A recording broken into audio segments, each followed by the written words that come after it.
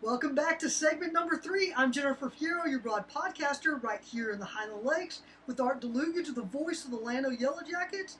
Thanks for staying with us. Art, I think that we're going to talk some international golf now, get everybody caught up on what's happening with the PGA Tour and the Saudi League. Well, it's different from what it was last week because the PGA has come out with anyone who plays in the league and you are banned from PGA tournaments. And this includes Dustin Johnson, Phil Mickelson, Sergio Garcia, Bryson DeChambeau, U.S. Open champion, Louis Oosthuizen, former British Open champion. So if they're going to pursue the LIV, which stands for 54 Roman numerals, as if you could shoot 18 threes in one round, that's what it stands for, the LIV or the Saudi Golf League. They've played one tournament, and Charles Schwartztel has won that, and he won a total of $4.75 million. And that's what the Saudi League prides itself in, is boodles of cash. But I think that eventually it's going to be a failure, if not immediately, then soon enough. It surprised me to learn that 5 tournaments will be played in the U.S., including this week at Portland, Oregon. And my guess is that they will have just 1/3 the gallery that the PGA Tour has, and that some people would think going to see this Saudi League, the Saudis with reputation for inhumane treatment, I think that people are going to think it's un-American for them to show up at these tournaments. And again, I believe that the attendance will be very poor. So it'll be interesting to see what Portland, Oregon draws. If you happen to watch the Canadian Open, which was this past weekend, and Rory McIlroy won it, and the crowds were just yelling, Rory, Rory, Rory. And it was so inspiring, even though this was Canada, wasn't the U.S., but certainly it's a tournament that's played on the PGA Tour, and the crowds were enormous. That's not going to happen in Portland, Oregon, is my guess. Okay. Well, you mentioned that you didn't think the Saudi League would continue. Why do you feel that way? Well, I think that it will not continue to get the all-star names that it thinks it will. And I'm not sure if I mentioned this a couple of minutes ago, but the PGA, Jay Monahan, the commissioner, has banned those players that I mentioned from any more PGA events. So I just think that they have reached just about their ultimate. There is a chance that young players would like to go there and try to earn a nest egg, but I'm not too concerned about that. I think that we've seen the main number of stars who will play for LIV for the Saudis, and that'll be the as far as they get. Now, next year, what will happen, I'm not sure, but I can't believe it's going to rise in stature. Okay. Well, I don't know enough about it, so my opinion remains the same. If the Saudi League, because if they're paying $4.5 million to the winner, what does the second place or the runner-up get? Any idea?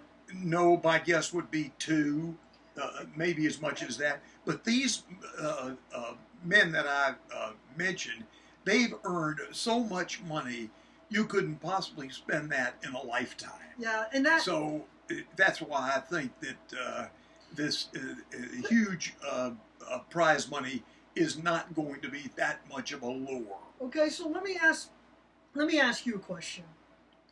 And again, you and I come from 2 very different generations. I respect exactly what you just said.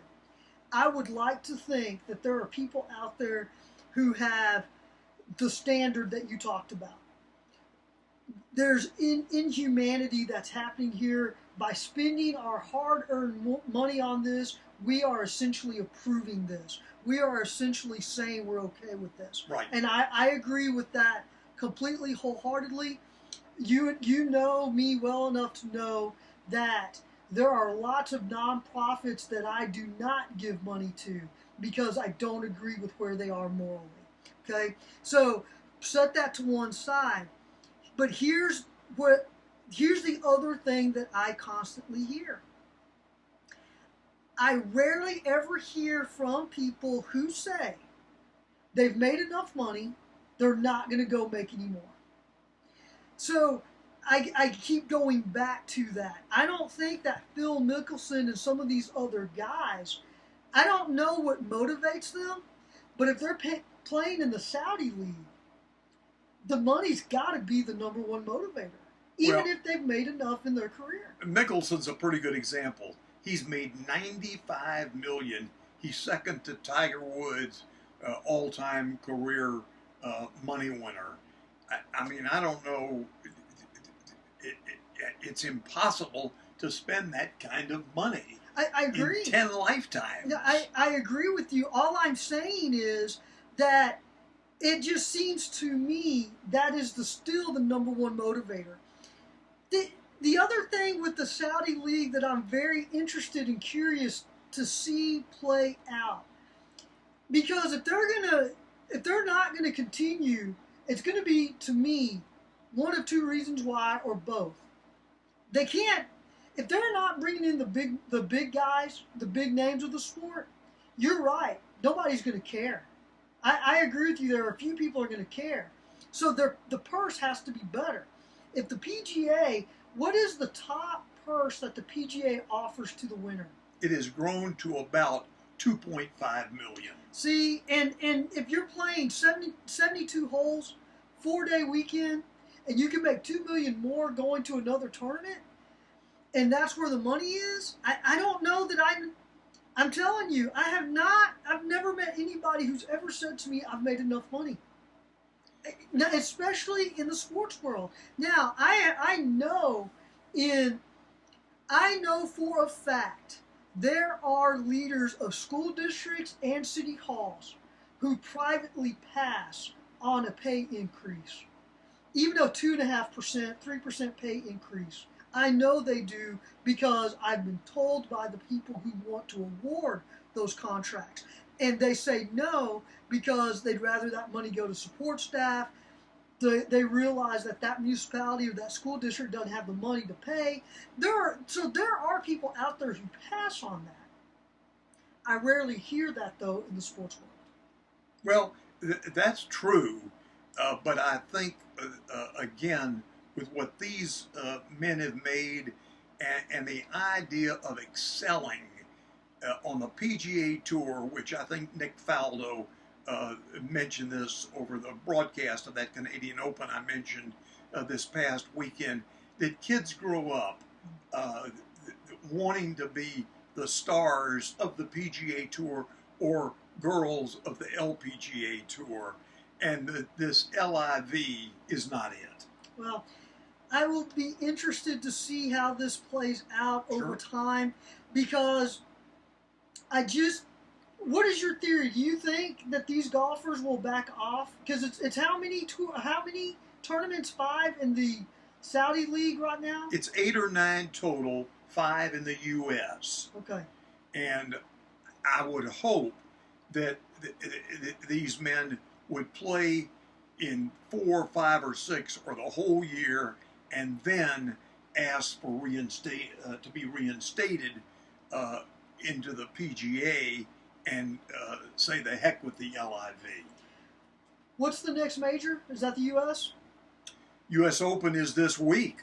Okay, yes. So Mickelson is not going to play. No, I think he is. The U.S. Open is not necessarily regulated by the PGA, and I believe he can play in that.